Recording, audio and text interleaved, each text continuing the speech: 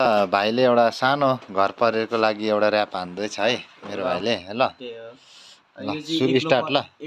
एक्लोपनको हान्दैछ अरे एक्लोपनको गीत हैन यो चाहिँ मैले बिटमा अलिक त्यो बिट चाहिँ हैन अर्को बिटमा मैले हानिरहेको छु सबैजनाले कस्तो लाग्छ हेर्नु होला हैन ल सुरु है त तर मलाई नै झरीमा हिँड्नलाई छाता चाहिन्छ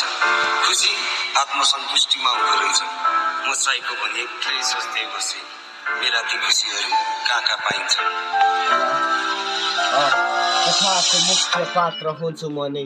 छोराको ताल देख्दा बाउआमा नि रुन्छ सधैँ आफैमा हराएको छु नखोजे नि हुन्छ मलाई सायद म नराम्रो हो राम्रो बन्न लाग्छ समय चोटको खोज्दा दबाई चोट्ने पाइरहेको छु झुटको उनीहरूलाई म खोटमा सुत्ने बाँच्छु विगतको कुरा भन्दाखेरि लुकाइ भन्छु धेरै कुरा नालायक छोरा थिए तर मेरो सुन्थ्यो ठुलो कुरा कहिले काहीँ लाग्छ अति पाप गरे टुक्का मोला ढोका बजार्दै हिँड्थे आमा बा अघि रुँदा दिदीले दिक्का भाग्यो नहोस् पनि कसरी ट्यापेर गुन्डा थिए घरमै आउँथ्यो प्रहरी मेरै कारणले हुन्थ्यो परिवारको बेजती छोरा सम्हाल्न नसक्ने भन्दै हिँड्थ्यो छिमेकी हे आमा माफ गर ती आँसुको मनै दोषी मेरो छोरा यो सुध्रिने हो कि बाबाको आँस यो छोरा सुध्रिने हो कि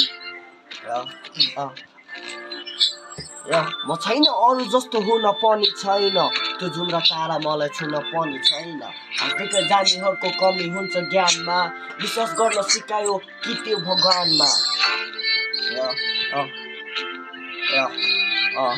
स्याल होइन मनको पीडा टुक्रा पारी बाँड्न मिल्ने पर्यो होइन माया प्रीतिसम्म तेरो छाड्न मिल्ने गुलाबको हाँगा होइन भाँची अन्तै सार्न मिल्ने म छैन अरू जस्तो हुन पनि छैन त्यो जुन तारा मलाई छुन पनि छैन हाँस्दै जानेहरूको कमी हुन्छ ज्ञानमा किन विश्वास गर्न सिकायो कि भगवानमा विश्वास त गरेँ मैले त्यो भगवानमा विश्वास भने कोही पाइँदैन यस ज्ञानमा ल यो भइसक्यो